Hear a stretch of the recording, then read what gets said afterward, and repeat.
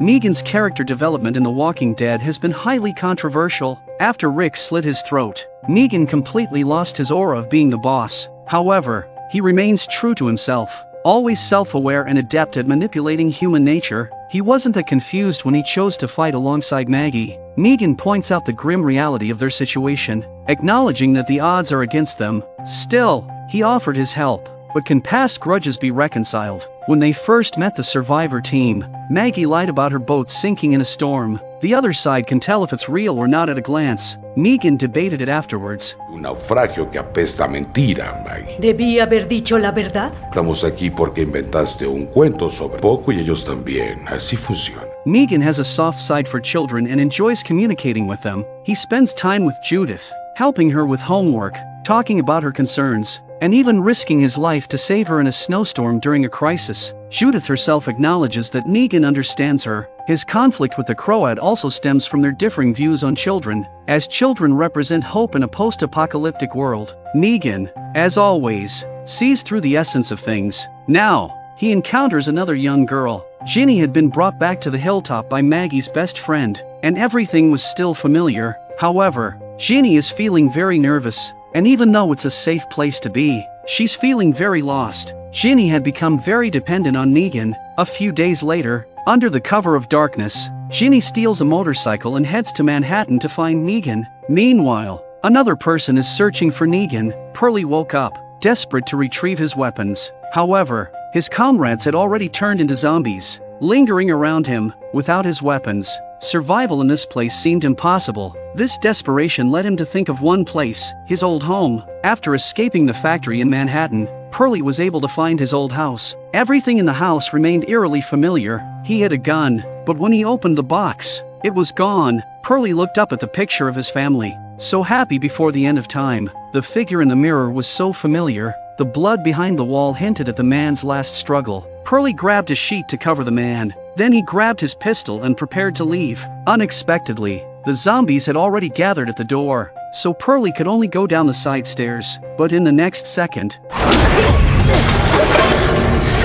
he couldn't break out of the trap until late at night. By now, the zombies below were getting worse and worse. Just then a car comes along. The man in black takes out the zombies and drops Pearlie. Pearlie's confused. The man in black with the helmet off is none other than the Croat.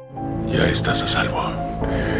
No te apures. Meanwhile, another group of marauders had infiltrated Negan's camp without discovering his presence. The mob is heading up the stairs. At this point, there's a confrontation between the two sides. Fortunately, Luther and his team are familiar with the building and quickly deal with the thugs, arriving on the rooftop to take stock. But then the thugs came after them, taking Esther hostage. Negan tries to persuade the mob, but the mob kills her. Negan, enraged, immediately subdues the thug. The group is devastated. Esther had become like family to them, with pursuers closing in. They must escape quickly. Negan, however, takes the thug downstairs alone, determined to teach them a lesson.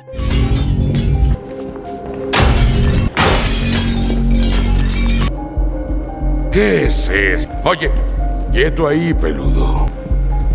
Son petulantes y tienen... In the next second, Negan slits the man's throat and cuts his stomach, a moment that scares the mob downstairs. As he taunts them, Negan boldly declares that he's not afraid of any storm. Maggie witnesses this and, afterward, the group takes refuge in a nearby building. Tommaso and Amaya were grateful that Negan had stopped their pursuers. They wanted to return Negan's favor, but they couldn't provide any more supplies. With the mob attacking them, they're running out of supplies. Maggie reveals her true purpose in coming to the area. The Croat has kidnapped her son. Negan's behavior along the way is obvious to Maggie, and she starts to try to believe Negan. Sincerity for sincerity. Maggie gets what she wants, and that's how Maggie, Negan and the survivors formed a team. This is post-apocalyptic Manhattan, a city overrun by hordes of zombies. Survival in this harsh environment is no easy task, with food being a critical concern. Amaya is tapping her antlers to attract the attention of the moose, while her teammates wait for their chance. As the elk approaches,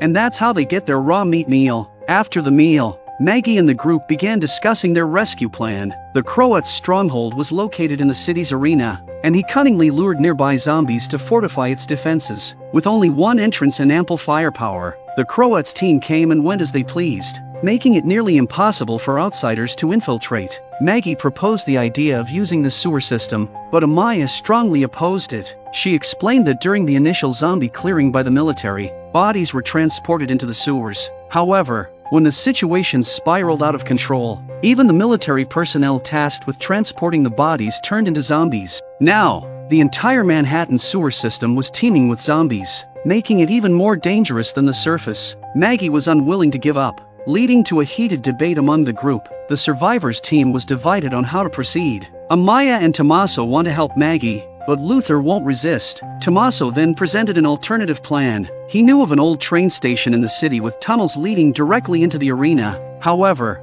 they were uncertain of Herschel's exact location. Maggie proposed that Negan lead a team to lure the Croat out of the arena, while another team would sneak in to rescue Herschel. Luther questioned whether Negan could successfully execute this plan. In order to convince the crowd, Maggie tells the story of the Croat and Negan's past. With the Croat's vengeful nature, it's sure to work. Luther's impatience grew, and with increasing discord among the group. Hijo ya está muerto. Para que pueda tener a... Maten.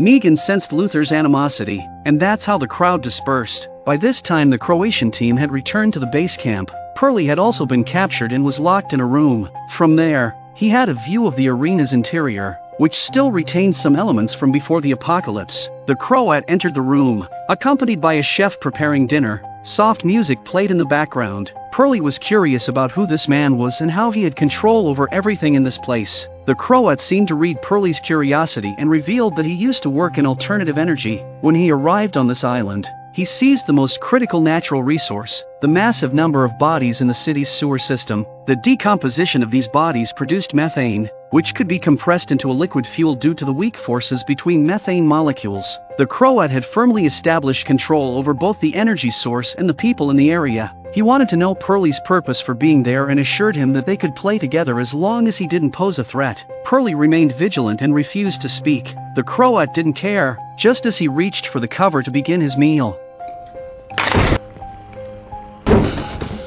He noticed that a portion of the meat had already begun to rot. Rotten meat could harbor various bacteria, and in a post-apocalyptic world with limited medical resources, consuming it could be deadly. The chef, puzzled by the situation, attempted to explain, but the Croat abruptly cut him off. He instructed the chef not to make excuses. He then picks up the key to the Piri handcuffs and goes to the man, signaling him to open his mouth. The chef complied. Then he told the chef to swallow the key, and the chef didn't dare to resist. But in the next moment,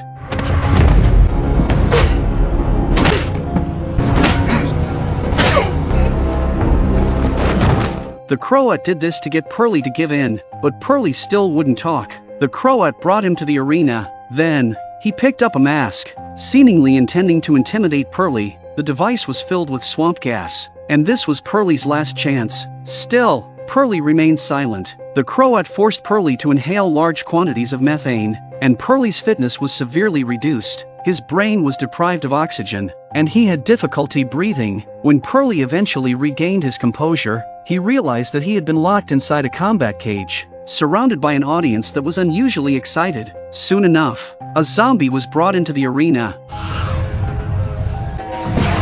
Due to the massive amount of swamp gas forcibly administered into Pearlie's system, his physical abilities had severely deteriorated. His survival instinct forced him into action. Pearlie delivered a powerful kick to a nearby zombie, lacking any weapons, and waited for an opportune moment. Fortunately, the zombies were not particularly agile, and Pearlie managed to grab one by the neck with the handcuffs. He held on tight until he was able to decapitate the zombie, releasing it only after its head had rolled away. This gruesome act was intended to impress the Croat. However, the spectators outside the cage were unimpressed and began hurling bottles at Pearlie. It was evident that these people were merely seeking the thrill of watching zombies devour a human. Seeing the Croat take no action, Pearlie bent down to pick up a shard of glass from the ground. He then proceeded to cut open the zombie's belly because the key to his handcuffs was still inside the chef's stomach. Unfortunately, just as he managed to free himself from the handcuffs, several more zombies were released into the cage. Pearlie attempted to escape,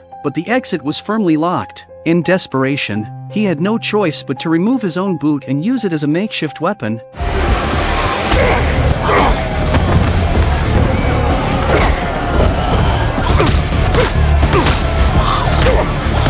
so Pearly successfully resolved the crisis. However, he still exposed his weakness. When he was choosing his shoes, the Croat realized that Pearly was very concerned about his left boot. Indeed, there was a letter hidden in the boot, a letter left by Pearly's family before they died. Every time the Croat reads a sentence, Pearly's heart aches. Failure to protect his loved ones made Pearly feel guilty every day of his life. Finally, Pearly's psychological defenses crumbled, and he began confessing everything about his journey from New Babylon to this place. Upon hearing Negan's name, the Croat seemed contemplative. At the same time, another individual was also searching for Negan. Ginny had slipped away from the hilltop and had scoured the coastline for any signs of a boat. With her motorcycle out of fuel, she was feeling lost when she noticed a suitcase by the roadside. And with that, Ginny paddled her suitcase to Dead City. Everything ahead was shrouded in uncertainty, and though Ginny felt some fear, she pressed forward with determination. She had learned valuable skills from Negan during their time together. As Ginny maneuvered through the streets,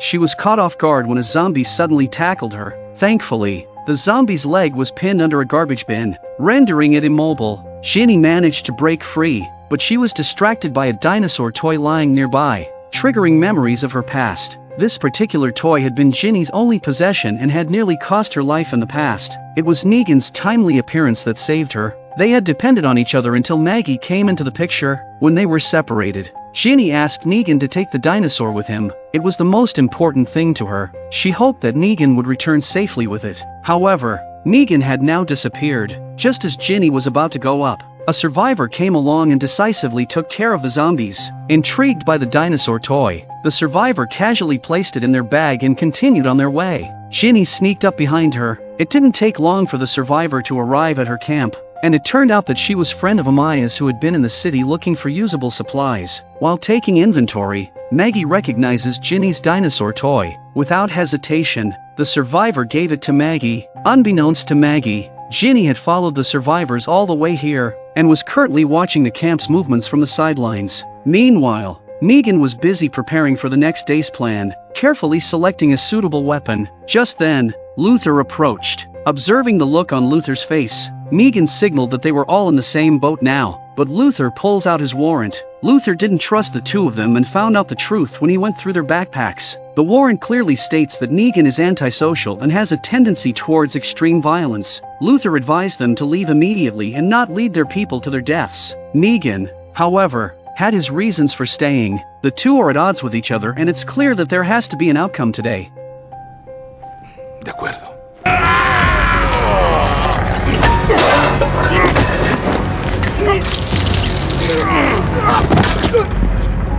In the next moment, Negan's hands were once again stained with the blood of the living. Luther's death didn't disrupt the original plan, and the group was preparing for their operation that night. While taking a break, Maggie noticed the injury on Negan's hand. Unaware of what had happened the previous night, Negan voluntarily explained that it was just an old injury, but Maggie didn't pay much attention. It wasn't until she saw Luther's beeswax that Negan wanted to tell Maggie the truth. However, at that moment, Maggie wasn't interested in Negan's explanation. She just wanted to rescue her son as quickly as possible. Apparently Maggie had already accepted Negan's change of heart, and he must have had his reasons for doing so. As the sky gradually darkened, Dead City was about to be shrouded in darkness. Maggie's team got ready and quickly made their way to the station tunnel. Tommaso led the way with a flashlight, and the path was almost filled with zombies. They cautiously moved through without disturbing the zombies. The journey was relatively smooth. Soon, the team reached the room in the arena. Tommaso was familiar with the surroundings. The Croat had turned the room into a cell. They opened the room to check Herschel's whereabouts, but it was empty. With blood stains all over, the eerie silence of the cell sent shivers down their spines. Maggie had a foreboding feeling, and she quickly examined everything, until she came to the last room, where the child in the chair had obviously been killed. The resemblance to Herschel is so striking that Maggie finds it hard to accept. Negan approached to check, and fortunately, it was a false alarm. The dead child was not Herschel. Maggie's heart was finally at ease, seeing that the cell was abandoned. The team had to come up with a new plan. Negan lures the Croat out first to finish him off, then figures out how to find Herschel. They wasted no time. The Croat was conducting routine checks in the control room, where he could direct the music cars in the city to guide the zombies along a predetermined path. However, at that moment, a familiar sound reached his ears. The Croat knew exactly who it was. Hearing the whistle, He chased after the sound like a man possessed. Meanwhile, Maggie had successfully reached the garage, preparing to drive and assist Negan. Together, they had a better chance against the Croat. However, just as Maggie was about to start the car, Ginny's figure appeared nearby. Ginny had been following the team all along, and Maggie quickly got out of the car to chase after her. And by now the Croatian had chased Negan to the garage. Negan searched for Maggie everywhere but couldn't find her. It wasn't until Negan walked near the car that he noticed Maggie's weapon. Could something have happened to her? So, Negan quickly took cover inside the car. On the other side, Maggie had finally caught up with Ginny. Before she could ask the reason, the survivor team from the side came running over. Amaya said she didn't find anyone here. Clearly something's not right. Before they could react, elegant music started playing unexpectedly. What shocked them even more was that candles in the corner had been quietly lit. Beneath the candles was a whole barrel of methane fuel.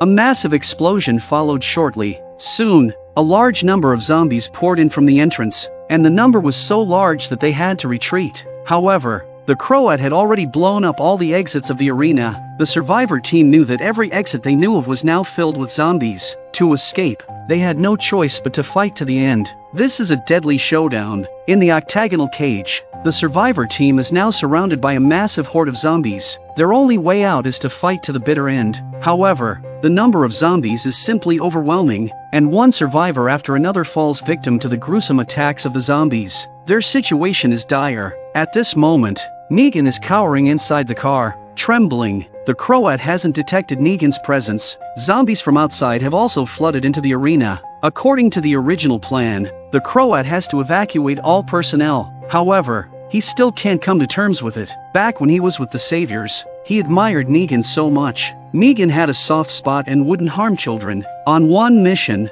a girl was taken captive, and Negan believed she posed no threat to the Saviors, so he ordered the Croat to let her go. However, the Croats tortured her and forced her to give information until she died. Simon, knowing Negan's character, confronted the Croat about it. The Croat thought Negan would understand him, but the look on Negan's face said it all. Eventually, Negan and the Croat had a complete falling out. In order to find Negan, the Croat left two of his men behind. Knowing that Negan was in the arena, seeing that several individuals were now separated, Negan quickly created a commotion. The Croat, upon seeing Negan, was excited beyond measure and immediately called back his men to pursue him. Meanwhile, the situation for the survivor team was grim. There were too many zombies, and after killing one, there were still countless more. We were exhausted. As they watched their teammates fall, there was nothing they could do to help. Even Tommaso was engulfed by the zombie horde. Maggie was killing one zombie after another, and she even started hallucinating,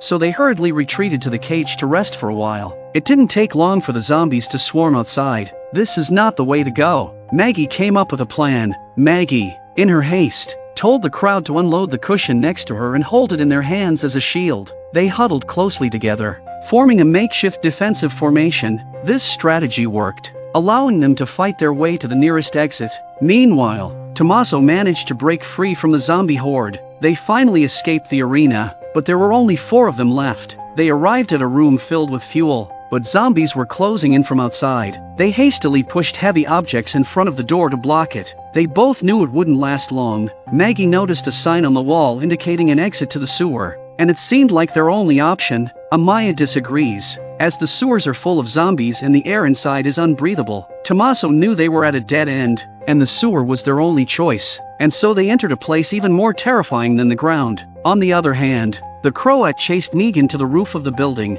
He looked down the hall and the zombies had dispersed. The Croat knew Negan was nearby, so he started taunting him. Sure enough,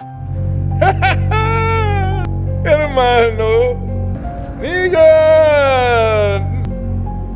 Hurrah! the Croat wanted to reminisce with Negan. He brings up Negan's scar, asks about Lucille's whereabouts. He even says that he should have brought reinforcements during the big battle with Rick's group. If it hadn't been for Simon's foolish actions in wiping out the scavengers, the Saviors wouldn't have suffered such a defeat. The Croat continued, saying that even if Negan had cut off one of his ears, they could have reconciled and built a new kingdom together in Manhattan. Seeing Negan's impassive response to his passionate speech, the Croat remained excited. He had someone bring Pearlie over, thinking this was Negan's style. He thinks Pearly is tracking Negan, and Negan's here to take out Pearly. However, the Croat was wrong.